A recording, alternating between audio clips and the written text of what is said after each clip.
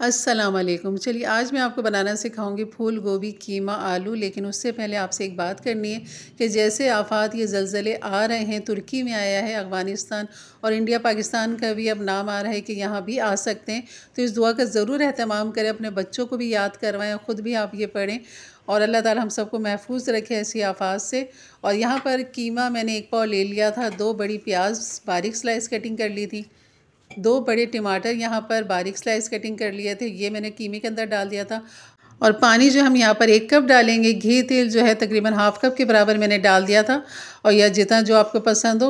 और यहाँ पर 1 टीस्पून सफ़ेद ज़ीरा, ½ टीस्पून काली मिर्च, 1 बड़ी इलायची, दालचीनी के 2-3 टुकड़े, छोटी इलायची के 2 टुकड़े, और यहाँ पर लौंग डाल दी थी 3 से 4 अदद, लाल मिर्च 1 टीस्पून, हल्दी ½ टीस्पून, पिसा हुआ धनिया 1 टीस्पून, नमक डाल देंगे 1 टीस्पून।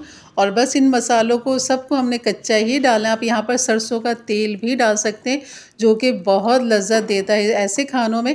तो बस इसको मिक्स करके रख देंगे पकने के लिए। यहाँ पर हमने ले ली फूल गोभी आधा किलो, और इनको मैंने इस तरह काट लिया था, इनके फूल अलग कर दिए थे, डंठलों को बारीक बारीक काट लिया था। और यहाँ पर हल्दी मैं इसलिए डालूँ क्योंकि छोटा मोटा कीड़ा जो इसके अंदर होगा, जरासीम होंगे, वो ख़त्म हो जाएंगे। तो आलू भी मैंने उसी में काट के डाल दिए थे। और यहाँ पर कीमा हमारा भुनाई की तरफ तैयार है, बस इसकी करनी है भुनाई। कीमा गल चुका है, टमाटर प्याज सब नरम हो चुके हैं, बस इनको हल्का सा मैश करेंगे और इनको पका लेंगे। और इसका पानी अब हमने करना है ड्राई तब तक जब तक घी तेल इसका अलग नहीं हो जाता। खुला हमने इसको पकाना है, कीमे को भूनना है। चाहे तो आप यहाँ पिसा हुआ गरम मसाला भी डाल सकते हैं, लेकिन मैंने नहीं डाला। बस यहाँ पर ये आलू देख रहे हैं आप, 2 आलू मैंने दरमियाने साइज़ के लिए थे, जिनको क्यूब्स की तरह काट लिया था। और यहाँ कीमे को भूनेंगे, और जो गोभी और आलू के अंदर जो हमने हल्दी वाला पानी है उसको हम निकाल देंगे। और इसको साफ़ पानी के साथ अच्छे से धोने के बाद फिर आप इसके अंदर कीमे के अंदर डालें आलू और फूल गोभी को। यहाँ पर 1-2 मिनट के लिए हमने इसको ऊपर नीचे करते हुए कीमे के साथ भूनना है। और यहाँ पर ये तकरीबन ½ कप के बराबर में यहाँ पानी डाल दूँगी ताकि आलू और गोभी खूब अच्छे से गल जाएँ।